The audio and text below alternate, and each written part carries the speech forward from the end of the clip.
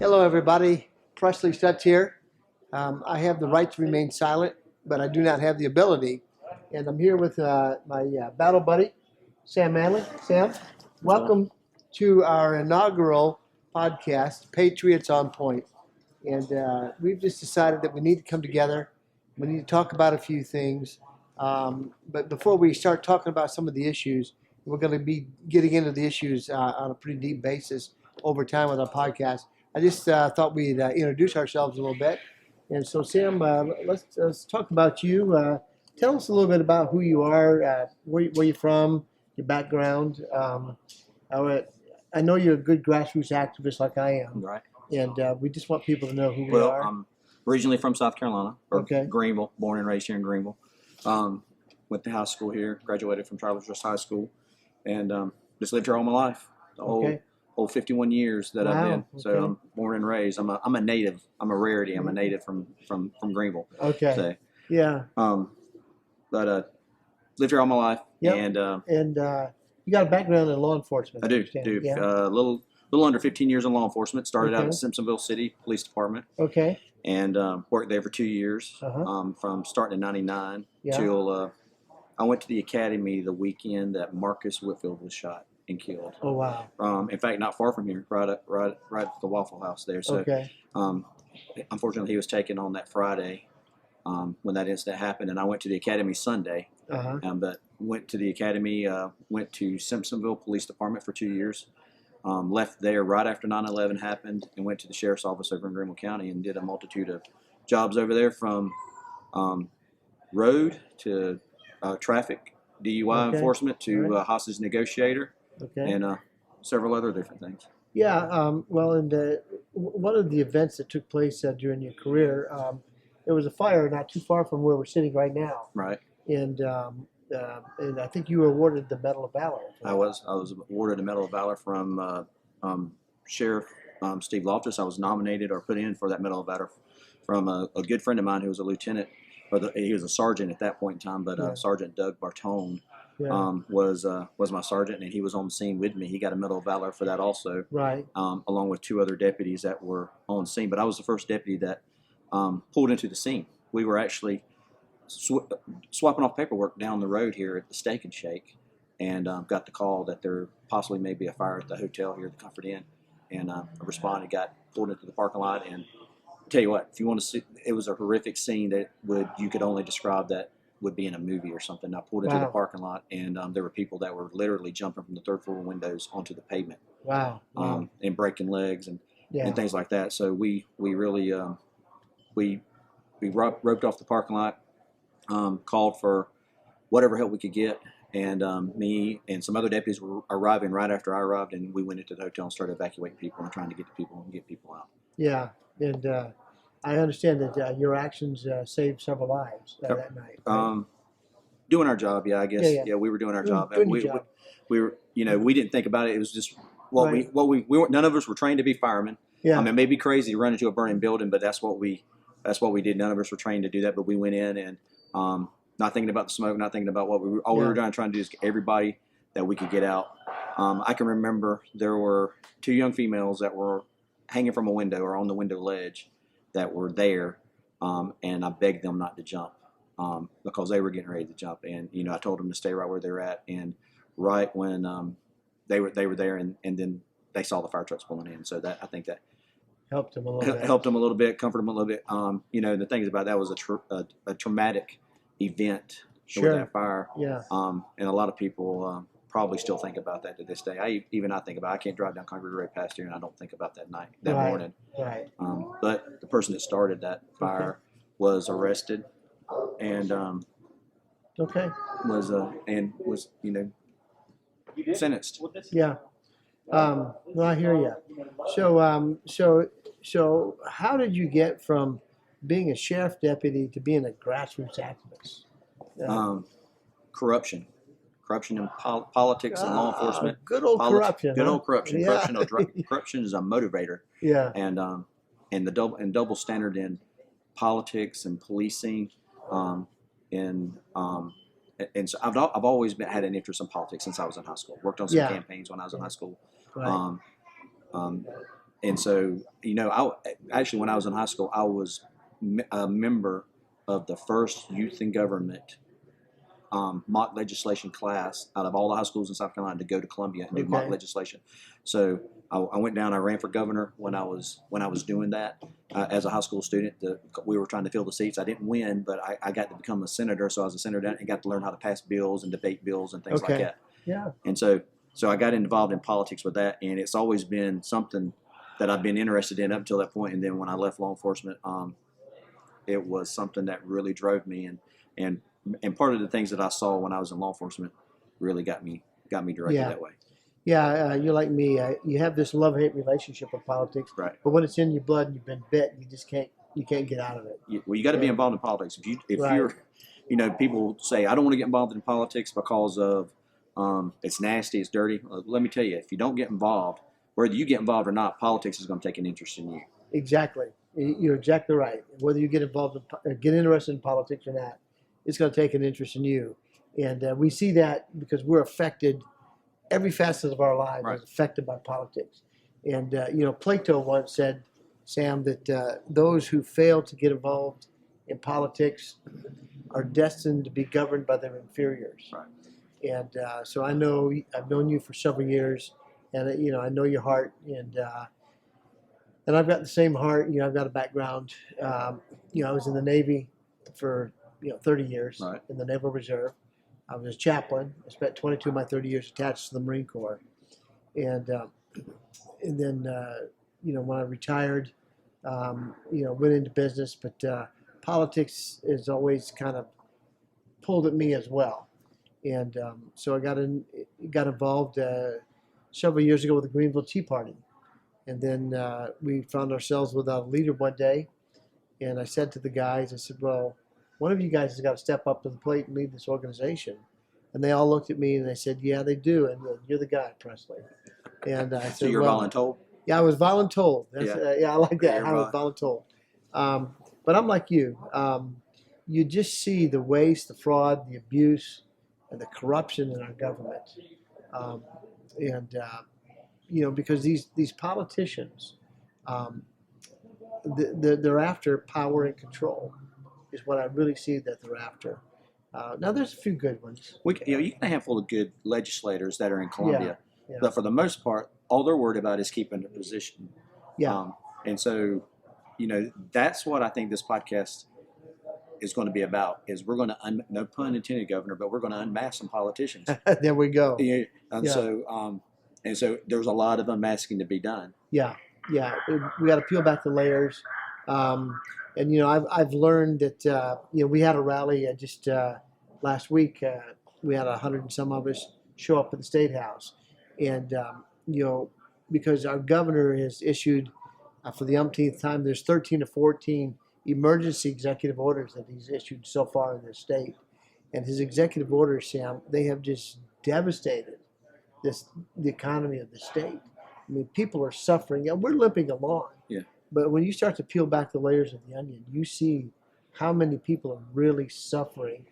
People have lost their jobs. Businesses are closing down. I read a report from Business Insider just last week. Over 70% of the restaurants are being forced to close their doors. I mean, it's just a travesty. We see the divorce rates are up. We see domestic violence is up. Child abuse is up. Sex trafficking is up. Suicide rates are up. It's just a terrible thing that's going on. And we want to be a couple of guys who are coming on this program, Patriots on Point, live, and we're wanting to be talking about some of these issues that are affecting people on a daily basis. But Well, I mean, let me tell you, the politicians are giving us plenty to talk about. well, you got that right.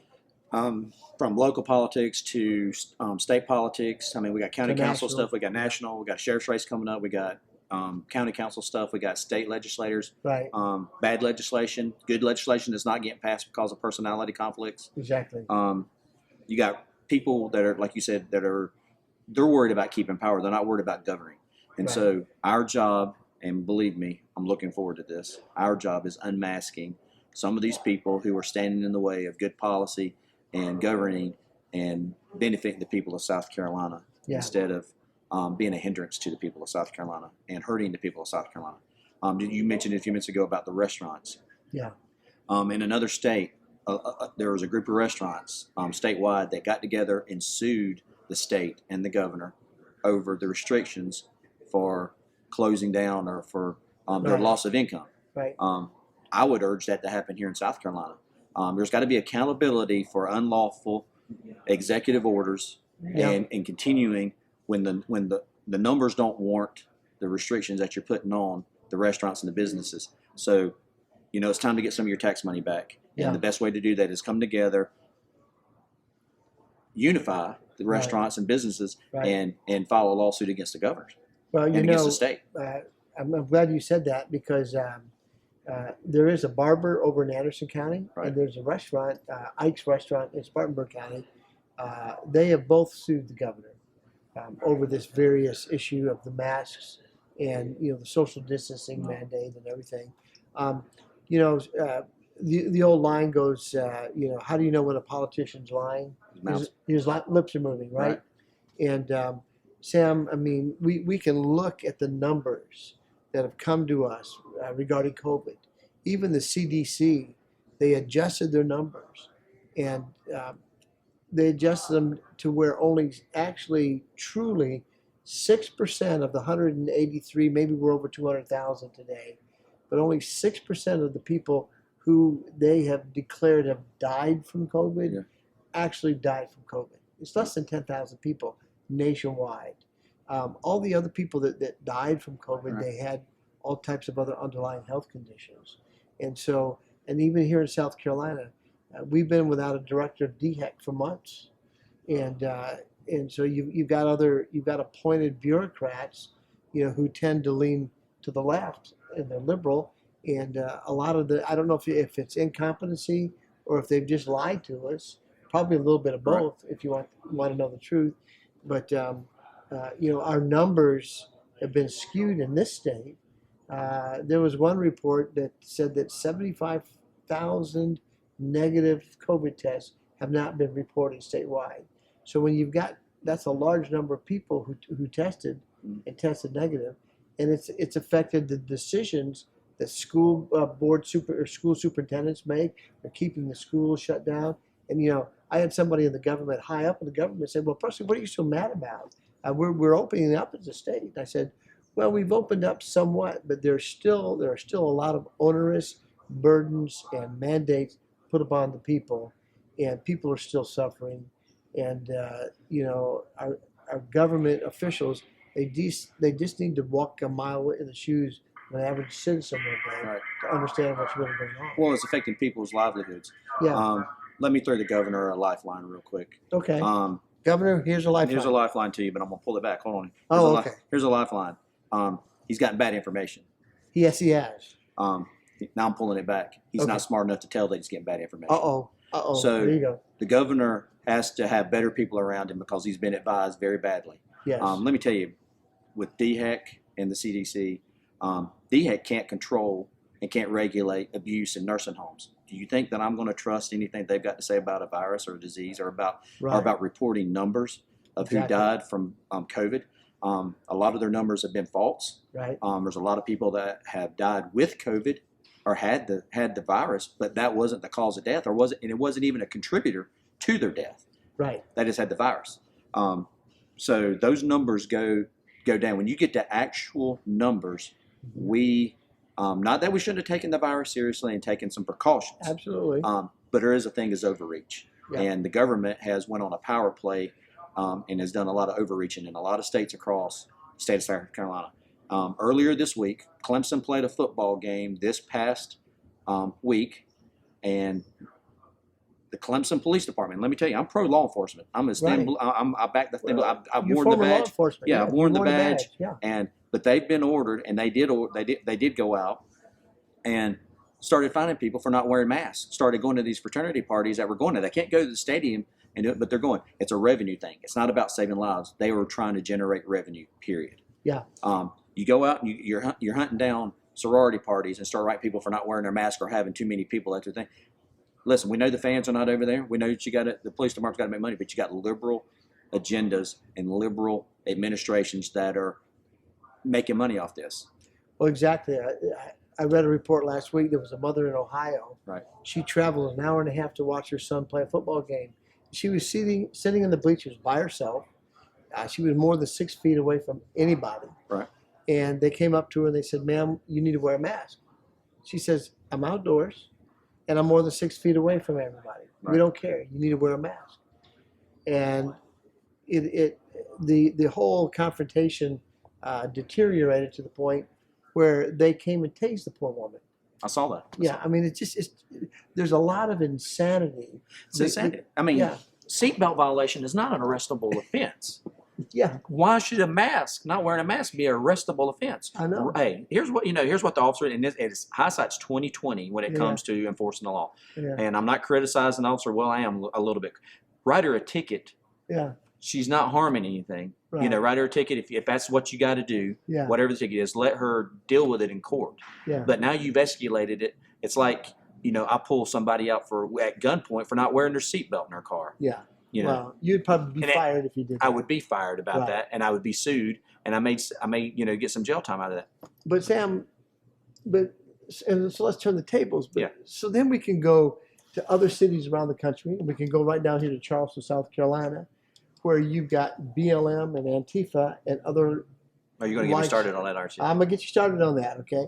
Because here they are, they're going in, they're rioting, they're looting, they're stealing, their arson is going on, they're burning buildings down, and they're getting arrested, and the DAs are saying, "Well, we're not gonna prosecute them." They just send them right out the door. I mean, it's stupid. I mean, we're living in a world where the world is turned upside down. That which we call good is evil, and that which we call evil is now good. Well, it's coming to the point where your freedoms will depend on what county and state you live in. Yes, absolutely, and that's why, for those of you watching and listening to us, that's why Sam and I chose the name Patriots on Point, because if you know anything about soldiers who have been out in the jungles, they've been in battle. When they're walking along a line there's always a point man, and he's out there. He's at the tip of the spear, and Sam and I, we want to be at the tip of the spear. We're willing to goad the government officials a little bit, and we're willing to talk about some of the insanity that's going on. Listen, we're not here. And here's the thing: we're not here to personally Attack. criticize or assassinate anyone. Exactly. But we're going to criticize your job performance. Absolutely. We're going to call you to the carpet on how you do your job, and if it's right or if it's wrong, or if there's speculation either way. So be prepared for that. If you're a state senator, or if you're a county council, or if you're a sheriff, or if you're whatever it is, Yep. all all the way up to the president. the way up to the president of the United States, and Yeah. from federal government Right. on. So that's our job. That's the purpose of this podcast, is to not only make you that are watching the podcast aware of some issues, but to give you a different point of view. Basically, like I said, unmask those who are feeding you a line of bull, Yeah. Yeah. and then turning around and doing something different. So we're going to show you the different things that they do. I've been involved, like I said, I've been involved in politics. I've seen the inner workings of party politics. Yeah. I've seen the inner workings of state house politics. Mhm. I've seen the inner workings of politics inside a police agency. So I Mhm. know what the men and women of the sheriff's office, which thank God we got a good sheriff in Greenville County. Yes, we do. Hobart Lewis, Hobart great guy. Lewis, great guy. We got a good sheriff over in Spartanburg County, Chuck Wright. Chuck We Wright. got a good sheriff in Anderson County, Chad McBride. Chad McBride, and Yeah. we got a good sheriff in Lawrence County, Yeah. Don Reynolds. Yeah. So, but I've been a part, and other deputies have seen how bad politics can be inside Yeah. a law enforcement. It's bad enough you got to worry about getting shot sitting in your car. Yeah. You don't need to worry about the politics that is going on inside the agency. Yeah. You need to be able to do your job clear-headed and know. I mean, it's a tremendous pressure. It Being is. in politics, being in law enforcement right now would be. You got to be crazy to want to go into law enforcement Why would you? in today's climate. Yeah, why would you stand a better chance of getting time or getting killed more than a rooter or a rioter that's Yeah. out here on the streets talking Exactly. about Black Lives Matter, Right. Antifa, Right. which are, in my opinion, are domestic terrorist groups. Period. Period. I agree with you, and uh, we need to say to our legislators here in the state of South Carolina, um, we need to designate BLM. They come out and they said, look, we're a Marxist organization. Antifa, these are the ones going out, and they're the ones causing the chaos and the mayhem and the destruction. And, I spent 30 years in the Navy, Sam, and I can remember on the 8th of May, 1980, I raised my right hand and I swore an oath to protect the Constitution of the United States of America against all enemies, foreign and domestic. And I'm going to tell you, the existential threat, people, listen to me, the existential threat that we have in this country today is not from foreign enemies right now. Though they're there, they're lurking. But the real battle that we're fighting right here in the United States is amongst domestic enemies. Right. We have politicians who have wormed their way in, they've gotten elected, bureaucrats that have wormed their way into certain offices, and they are antithetical to a free people. They're antithetical to a republic. They want to see chaos. They want to see anarchy. They want to see we are the last bastion of hope, the last bastion of freedom that the world has known. I mean, Ronald Reagan knew that. He understood that in his speeches. As America goes, so goes the world. Because if we have to flee the United States of America, There's no place to go. there's no place to go. There is no place to go. And Donald Trump understands that. Yes, he does. President Trump understands that America is on the line. Exactly. Our enemies are coming from within our Right. borders, not from without our borders. Right. They're sitting back watching the turmoil. Yeah. They're sitting back watching groups like Black Lives Matter, Right. who burn businesses and change people's livelihoods, Right.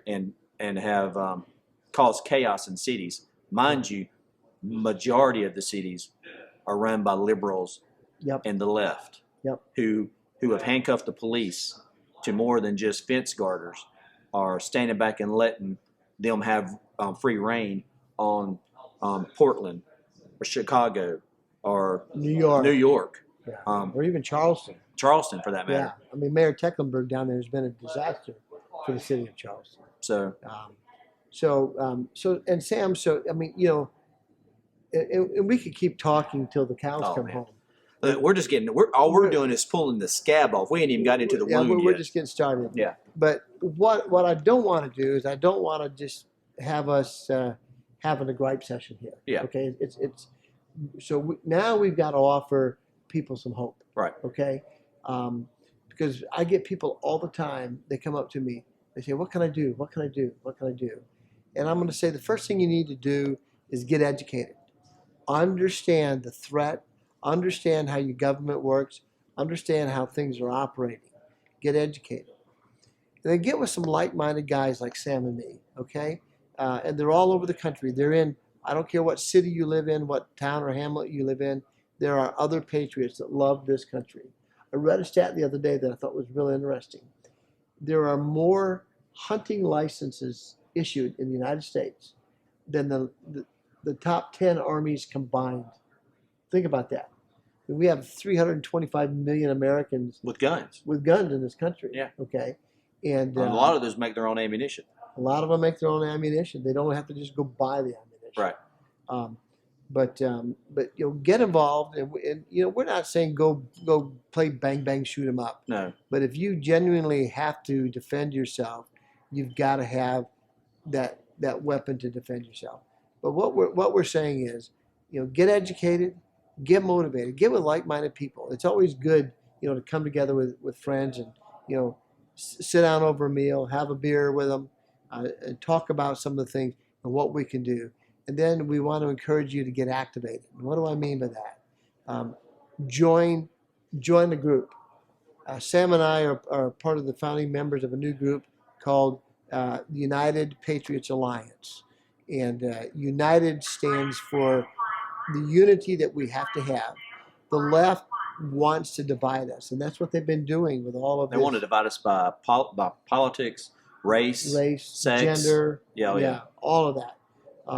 But we're saying, I don't care what color you are. I don't care if you're male or female.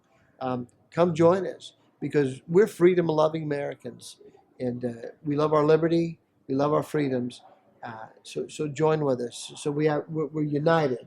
We want to stay united, and we're patriots. And when you talk about patriots, you're going back to our founding fathers. You know, the men like Washington and Jefferson and Ben Franklin and others who they pledged their lives, their fortunes, and their sacred honor. And a number of these men that were our founding fathers of this country, they were wealthy farmers, they were wealthy businessmen, and they put their lives on the line. Right. A number of them died. A number of them sacrificed greatly in order that they could be free from a king who was putting his thumb on the people. And an alliance. We have a lot of groups all over this country. I know 10 years ago when the Tea Party phenomenon started, it was like spontaneous combustion. I mean, people were popping up left and right. Tea Party this, Tea Party that. Right. And people were running around and they were doing things. And we took back the House and we took back the Senate. Right. Well, we're at a point now, we've got a great president. We've got to support him. But we've got some bozos, some boneheads in our Senate and our House. We've got to get rid of those people. Well, we got a great president. We got he's doing a tremendous job. Yeah. But we've got to go grassroots. We got to, as far down as school board members. Absolutely. We need to elect conservative, common sense school board type people, or people that have that common sense to be on the school board, and liberate the school district. Yep. We need to do that in the state house, county council, state house, city council, city councils. Yeah. Man, let me tell you, I drove through. I with my job, I drive through downtown Greenville. Yeah. There's a lot of liberal signs and yards down there. Yeah. They snuck in somehow. They Yeah. got in behind the wire somehow or another. Yeah. But we've got to be able to. We got to come together. We got to vote. We got to be educated. We got to join campaigns. We got to push the conservative agenda. It's not about being Republican or Democrat. It's about right and wrong. If you're for America or if you want to change America. Yeah, because I'm going to tell you, it isn't about Democrat, Republican. Yeah. Because there are a lot of Republicans, we're going to be calling you out, okay? Unmasked. We're going to unmask them. When you're not doing right, we're going to let you know. Well, Sam, I tell you what, it's just been a pleasure here. We're just having a conversation on our first little inaugural Podcast number 1. Podcast number 1. We made history today, September 25th. We'll mark that down. Mark that down, yeah, because we. And we just want to. Hopefully, we've talked about a few things that have got your attention, your interest, and You'll be here for number 2. And here's the thing: we're going to have some guests. Yes, we're going to have some guests that are going to come on the show. Some we're going to be asking them, hey, what were you thinking? Yep. And we're going to be patting some people on the back and talking about some issues. If they dare to come on and explain themselves, we'll have them on the show. Yeah. I'd rather ask you to your face, but whether you're here or not, we're going to talk about you. Yeah. So, so I look forward to the next one. Yeah, we're willing to give everybody a fair shake. We want to be honest and truthful in all we do. And so thank you for joining us today. And you can go find us on YouTube, Patriots on Point, and we'll be talking to you soon. Have a good evening. Thanks, guys. Bye-bye.